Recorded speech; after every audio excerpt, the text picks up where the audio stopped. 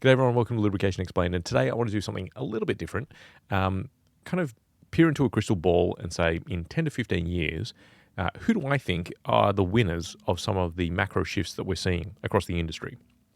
I think there's some big structural changes that are going on, and I don't have a crystal ball as much as anyone does, but I think there are some kind of underlying trends, which means that we can kind of get a pretty good sense for what the next 10 to 15 years looks like. I think there's some big winners and some big losers, and maybe for you, if you're thinking about a career in the industry, it might help you. And let's start with the majors, because the majors obviously have the vast majority of volume, and they kind of dictate the state of play within the industry and a lot of big trends.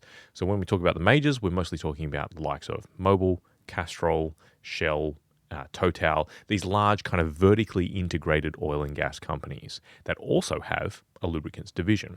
So I obviously came from the ExxonMobil world, and I actually worked on both sides of the business. So I worked as an upstream oil and gas drilling engineer, which as an engineer is about as far upstream as you can get. And then I worked as a lubrication engineer, which is basically as far downstream as you can get. And just in case you're unfamiliar with the terms, upstream and downstream is literally like kind of upstream of the process. So all of the upstream kind of assets are about exploring, developing, and producing oil and gas assets. And then once they end up in a refinery and they start getting turned into things like refined products and chemicals and lubricants and additives and things like that, we would call that sort of the downstream part of the process. Now, the challenge that the majors are going to have, and why I think their kind of overall share of the pie in terms of sales starts to go down, is because they face unique challenges as these huge behemoths. Now, let me kind of articulate it for you. As an upstream oil and gas drilling engineer, what I experienced was a huge amount of what we might call red tape, but was really about process safety. So when you're in a process environment or a production environment, and you are dealing with a lot of hazardous materials, so flammable materials, a lot of hazardous chemicals, or, extreme energy surges, a lot of weight. Basically what we were doing was very dangerous. Right? Being a drilling engineer, you saw what happened to the Deepwater Horizon. We're in a hazardous environment. And so everything is really around being highly conservative. I don't mean conservative in the political sense. I mean conservative in an engineering sense, which is we have best practices. We know what is efficient and what keeps people safe. We are going to apply those best practices, and any deviation from those best practices requires an enormous level of engineering review, which we would call the management of change. The problem when it comes to lubricants is that the upstream parts of these businesses dominate their profitability. So when you look at the P&L statements, the vast majority of the profit is coming from the upstream business. And that's because although it requires a huge amount of investment and capital, the reward for being an oil and gas producer is huge. Massive, massive upside. And so the upstream part of the business makes way, way, way more money than the downstream lubricants business does. And so lubricants ends up being kind of like a rounding error. But even worse than that, a lot of the policies and procedures which are applied to upstream, so that very conservative way of thinking, very process-oriented, and very much like a kind of a level of control, that gets applied to the downstream lubricants business. And frankly, to be conservative and to have a lot of processes and procedures and a lot of bureaucracy and a lot of internal red tape is great for an upstream business, and it's terrible for a sales business. A sales business needs to be nimble, agile, willing to listen to the feedback of its customers and adapt. And these upstream huge behemoths are just not well equipped to do that. And so I think structurally, that means that their lubricants businesses suffer. They also suffer from a bit of a lack of investment because, as I said, most of the profitability in these businesses is coming from the upstream side, which requires a huge amount of capital. And if you are a capital allocator within that business, you look at the upstream portfolio, you look at the downstream portfolio. Who wins your dollars? Upstream is going to win every time. So I think that there are challenges to the Mobils, Shells, the BP Castrols, the Totals of this world, the Chevron Caltexes as well, which means that it's going to be very challenging for them over the next kind of 10 to 15 years. Now, there are some winners in this, right? The flip side of this is that I think that the independent lubricants companies win. So especially the likes of, Fuchs, Kluba, Amsoil, lubrication engineers. So especially if you have kind of an industrial focus and you're an independent, then I think that really the world is your oyster at this point. Because you can be an oil company, but you are dedicated to the lubricants business. And that means that you have a focus that the upstream businesses don't. So an example of this that I've seen in action is the likes of lubrication engineers and Fuchs in Australia be very successful in offering a huge amount of service, right? Engineering service. Now, everyone kind of aspires in the industrial world to offer engineering services. And here in Australia, the mining industry is the particular industry that sort of cries out for that service, whether it's dragline inspections or doing open gear inspections or helping out with storage and handling. That kind of stuff is really highly valued. Now, the thing is, in order to do that, you need your people to be on site. Now, think of it from an upstream oil majors perspective, right? They're all about command and control. They're all about controlling safety, right? And they're all about layering processes on top of each other. For them, they see it as a highly risky proposition to take their people and place them onto someone else's site where they don't control the safety rules, right? That's seen as very risky. Whereas for a Fuchs or a lubrication engineers that are kind of unburdened by that upstream thinking, it's much easier for them to get on site. And I think they've been very successful. Now, it's not to say that other people don't do it. So Castrol, for example, here is one of the oil majors. I know they have people on site doing services. It's just a little bit easier for these kind of independent lubricant companies to do that. And I think they're going to see a lot of success. Now, one in particular that I want to highlight is Amsoil. Now, Amsoil, I think, reflects probably the future direction of a lot of different businesses.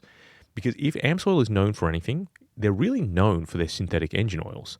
They kind of have this kind of cult following online. I find that a lot of the comments, for example, under the sections of these videos is often populated by a lot of Amsoil resellers or simply Amsoil fans. They have quite a loyal fan base or following in the B2C segment. What they've been able to pull off, which is pretty unusual, is a pivot towards industrial. Where they really captured a lot of market share was actually going after the wind turbine business, which is a very challenging business to go after. It's dominated by OEM relationships. You need to have a very high quality product.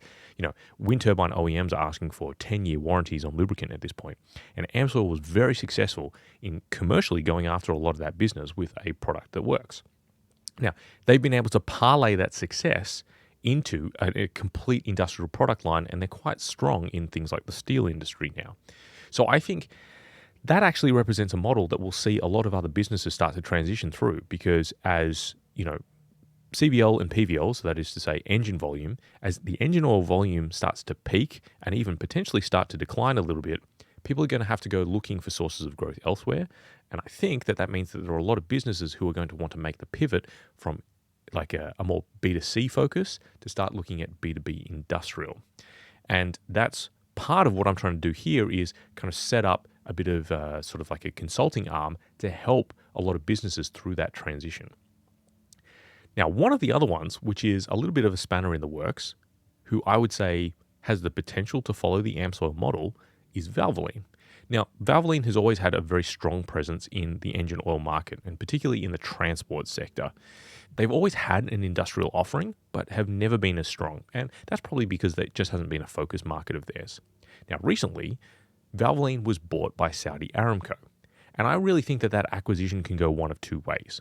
Because Saudi Aramco is an upstream company, then if they start to enforce their policies and procedures on Valvoline, I think that's bad for Valvoline, ultimately. On the other hand, if they simply use their resources to fund and invest in Valvoline's people and products and services, I think that Valvoline potentially has the capability to make that next huge jump across to industrial and basically copy the Amsoil playbook, because they have a pretty decent following in the engine oil market, parlay that into a really, really big industrial business that then challenges a lot of the majors. Now, let's step a little bit further down. One of the other huge trends that we've seen over the last few years is the shift of oil volume from the majors to these very, very large distributors.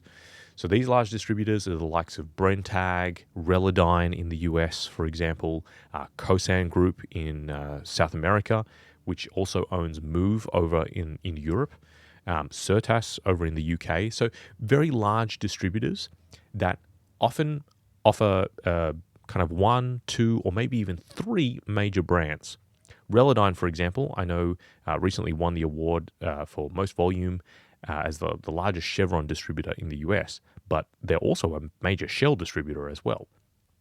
Now, I think that this, in some respects, kind of represents what the future looks like. As the majors start to take a step back, they don't want to put their people on site, but they still want their brand to be out there. They're going to start selling through these enormous distributors that give them the distribution and reach, right, but without having to put their people in kind of harm's way. So Brenntag, for example, is a humongous mobile distributor, right? So in many, many different countries, they are an enormous chemicals company in their own right.